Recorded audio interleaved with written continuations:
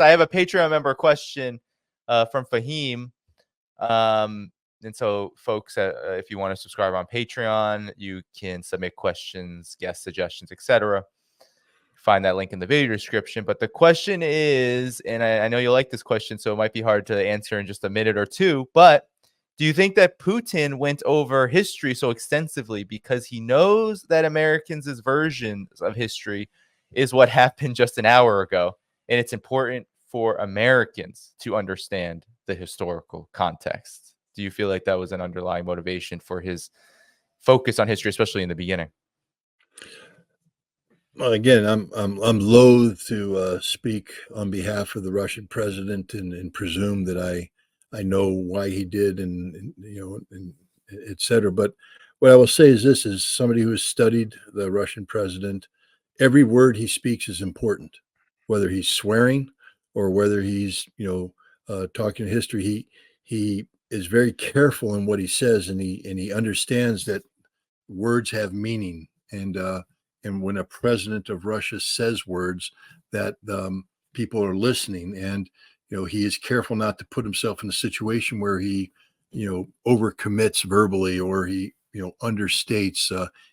Everything is precise. It's done for a reason. And so there's a reason why he did that. And the reasons don't have to be, the thing about Vladimir Putin is he's a man capable of complex thoughts. So the reason doesn't just have to be to throw Tucker Carlson off. I mean, that's a desired outcome, but the substance of the words still matter. And so he was committing to a historic narrative that he wanted not just America, but the world, and to, frankly speaking, the Russian people to hear. He's also speaking to the Russian people. Every time he speaks, he's speaking to the Russian people.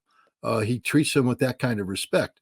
And so he's putting forward a narrative saying, this is the vision that I, the leader of the Russian nation, have from a historic standpoint. I'm committing to this narrative, and, people need to be aware of that. So I think also the Russian people, and I probably shouldn't read your chat, but I know you have some Russians in your chat right now, and we'll see if they agree with me or not. But the Russian people know Russian history, so they're able to read into the lesson that Putin is giving. They're going, oh, he's talking about left bank, right bank. He's talking about Ukraine, Russia, new Russia, and all that stuff. And the Russian people are going, okay, we get it. We understand, because, he hasn't been articulating an in-game strategy. I saw that when I was over there. People kept saying, how's it going to end? I said, don't ask me, ask the Russian government. The Russian government's the only one that can articulate, how this thing ends. That's a question that goes to the Russian government. The fact that you don't know the answer means the Russian government hasn't adequately communicated that to you. So I think what Vladimir Putin was doing was laying the foundation for this larger discussion of, how this war will end, what an end game looks like. So I think every word he spoke during this interview with Tucker Carlson carried weight, and I think it was spoken for a reason. Again, you can address different audiences. Like I said, I think he was addressing an American audience. That was addressing a European audience. He's addressing a Russian audience. Every word mattered, and that's hopefully another takeaway that people will have is, you don't have to love Vladimir Putin. You don't have to run around with a Team Putin t-shirt or any of that kind of stuff, but respect the guy. And, respect the fact that he believes in what he's doing, that his belief is founded in fact, and respect, how he defines himself. There's a lot of people out there trying to define Russia. Well, that's fine and dandy. He spoke of the Russian soul. And my challenge to every American listening, everybody in the world, is, why don't you go on a journey of trying to define what the Russian soul is? And if you do that, you might actually begin to understand the Russian perspective. John F. Kennedy gave a speech at American University in June of 1963. It's a famous speech. And one of the things that he said in the speech is that, we're in the Cold War. We had just gone through the Cuban Missile Crisis. And he said, it's imperative. We don't have to embrace what the Soviets are saying. We don't have to agree with what they're doing, but we do have to put ourselves in their shoes so we understand where they're coming from, what their perspective is. We have to respect that. I think Vladimir Putin basically, through this presentation, put down a giant pair of moccasins and said, jump on in, guys. Feel what it's like to be a Russian. Try to understand us. Try to understand our perspective.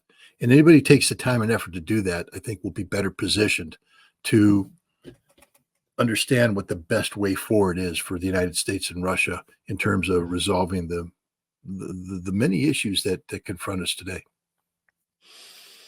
Yeah, indeed. And I forgot to mention this. I'll just mention it briefly. From earlier, the way and when he was speaking to an American audience, I felt like every time he said something like, "Oh, Tucker, the time you applied for the CIA.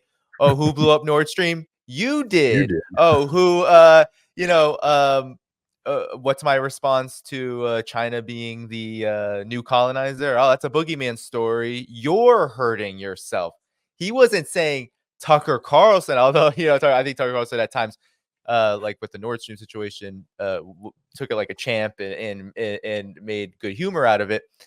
But I think what Putin was doing was saying, no, you, as in Americans, the U.S., making that this connection because I think we have a situation where many Americans, whether they are doing this intentionally or maybe they're not thinking about it, they do identify with the U.S. government's actions. They don't agree with everything. They certainly don't even pay attention to everything. They don't think everything matters. But at the same time, done in the name of Americans, the United people in the United States. So I thought that was also just brilliant to do, like, you, not the U.S. government, because if you had done that, then you take out then you shift the audience. Then he's talking to the U.S. government, and also and not to mention that is provocative too. That would be considered, a slander, an attack, and then you'd have the mainstream media being able to go, with report after report after report about how Putin spoke like this and made threats. You see it now with the whole NATO Trump comments, right? Trump said this thing about NATO that he's literally been saying like every single day of his political career since the 2016 campaign. But now it's this huge thing because he said it, and he said Russia can do whatever it wants, right? So anything. So they were looking for that, and he didn't give them any ammunition at all. They couldn't even put words in his mouth, but yet he still spoke to Americans. So I thought that was, Yeah. I don't know, pretty I thought incredible. one of the underappreciated parts of his presentation too was the lecture he gave us on dollar policy and how America's finding economic suicide with that. I hope that every American listened to that and understand that Right. this guy's 100% correct, that we slit our own throat. De-dollarization could not have occurred. I'm just being frank. The power of the dollar was absolute, and de-dollarization would never occurred unless we created the conditions by delegitimizing this American control over the global economy. Why would anybody want to use the dollar as the reserve currency when the United States at any time can seize, say, $300 billion of your Which they're still sovereign wealth talking about. They're talking about Yeah. now. They're still talking about So now continue. I'm Vietnam, and I've got my money, and I go, wow, wait a minute. So you're telling me that if I ever do anything that the United States Congress isn't happy about, you can just seize my money in your system? I don't like that. Hey, BRICS, you going to come up with an alternative? Yeah, we think we will. I'm going that way. Here's your dollars back. We don't want them anymore. I mean, and this is what we've done. And Putin, you can see the exasperation in his face because he's sitting there going, "Why are you doing He's this? like, This really makes yeah, no sense." you know? right. The eyes, you can see it. It's just like, what sense does this make? It's only going to hurt the United States. And he outlined very clearly, just in terms of Russian trade, Russia-China trade, as just one example, because this is just happening all across the board, whether we're talking about China, UAE, or any other instance, especially amongst global South countries, the BRICS countries, the rising emerging economies in the global south, that they are all making moves toward currency swaps, bilateral trade being transitioned into their national currencies. Like that's the Things trend. that And are you're exactly things that right. are economically inefficient. I mean, they're losing money doing this. The Right. dollar was Exactly. very convenient. And the other thing is, yeah, I just don't understand the United States Senate. I mean, I really don't. But we made so much money off of having the dollar as I mean, the convenience to the United States of the dollar being the global currency of choice was a tremendous multi-$100 billion plus, economic advantage, and we've thrown it away. It's literally like we said, how can we guarantee the collapse of the American economy in the shortest time frame possible? Why don't we do everything we can to get the world to turn their back on the US dollar? And we did it. And so, I mean, this is insane. And the rest of the world, nobody would have said, "I'm willing to take the hit." The cost of currency transactions, the inefficiency of this design, currency swaps, etc. The only reason they're doing that is because the United States has made it impossible for them to continue to be involved with the dollar.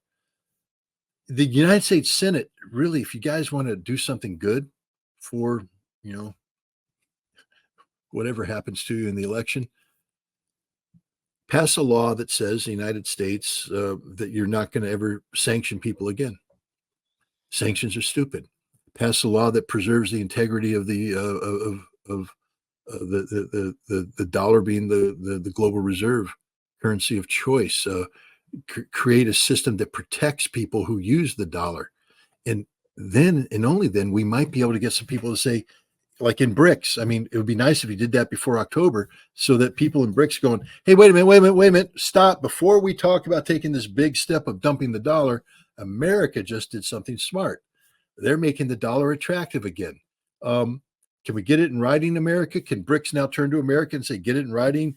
No more denial of SWIFT system, no more, things like that. And if they do that, I think a lot of people, even the Saudis, will say, all right, yeah, we'll go back to the dollar as the petrol currency, because we know how that works. We know that it can work. We know how efficient it can be. But they can't do it if America is going to use that. Marco Rubio, who I despise, had a moment of honesty a while back when he was talking about Brazil, and Brazil was talking about de-dollarization. They were talking about doing transactions in other currencies. He said we can't allow this to happen. He said because if Brazil dumps the dollar, then we won't be able to control the Brazilian economy through sanctions.